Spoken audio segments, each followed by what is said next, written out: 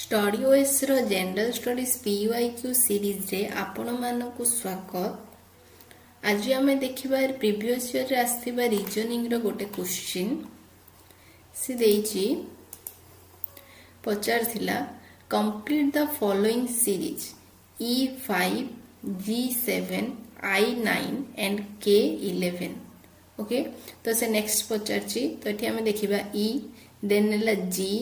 G पर नेला I पर नेला से K तो मझे गोटे गोटे लेटर से छाड़ी तो K पर आम इजिली जान जाबा K पर M हबो M पर N छाड़ी O हबो तो आम नेक्स्ट सीरीज M आ O हबो तो एथि आ कोउटा भी नाही M O तो एटा हबो आंसर। फिर भी आम देखिबा ए जो